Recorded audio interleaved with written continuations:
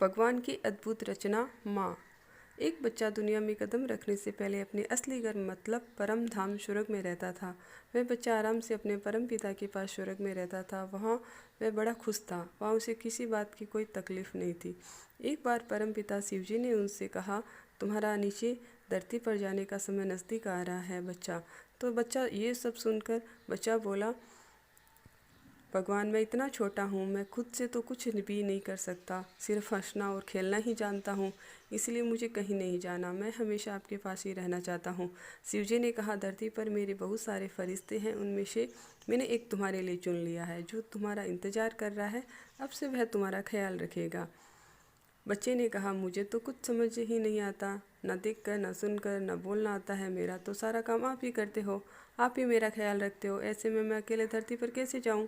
शिवजी ने कहा, तुम्हारा फरिश्ता तुम्हारा चेहरा देखकर ही समझ जाएगा कि तुम्हें किस चीज़ की ज़रूरत है, तुम क्या कहना चाहते हो, ना ही उससे बात करने के लिए तुम्हें किसी भाषा की ज़रूरत पड़ेगी और तुम उसके प्रेम को महसूस करोगे और खुश रहोगे। भगवान ने कहा, तुम्हारा फरिश्ता भी तुम्हें हाथ जोड़कर प्रार्थना करना सिखाएगा, इस तरह तुम हमेशा अपने मन की बात मुझसे कर सकोगे। बच्चे ने कहा, मैंने सुना है कि धरती पर बहुत ही बुरे लोग रहते हैं, मुझे उनसे कौन बचाएगा, मैं तो अपनी रक्षा करना नहीं जानता। भगवान ने कहा, तुम्हारा फरिश्ता ही तुम्हें बचाएगा, भले ही तुम्हें बचाते बचाते उसकी जान खतरे में क्यों ना आ जाए। बच्चे ने कहा, मैं हमेशा दुखी रहूँगा क्योंकि मैं ये सब नहीं देख पाऊँगा। इस पर भगवान मुस्कुराए और बोले, तुम इसकी चिंता मत करो, तुम जब जब अपने फरिश्ते को देखोगे उसके चेहरे पर मुझे ही पाओगे। थोड़ी देर में ही धरती पर किसी के दर्द के चिल्लाने की आवाज़ आई। बच्चा समझ गया कि अब उसे जाना होगा। उसने रोते रोते भगवान से आखिरी प्रश्न पूछा, हे भगवान, अब तो मैं जाने वाला हूँ, कृपया मुझे उस फरिश्ते का नाम बता दीजिए।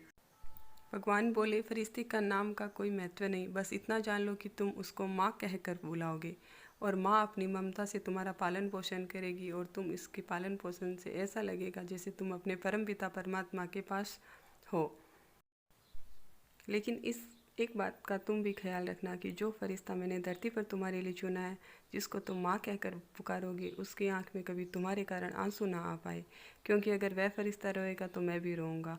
उस फरिश्ते के कदमों में तुम्हें स्वर्ग नसीब होगा, इसलिए उस फरिश्ते के पैरों को चूमना, उसका ख्याल रखना, उसका सम्मान करना, क्योंकि माँ की ममता का मोल तुम कभी नहीं चुका पाओगे। Thanks for watching.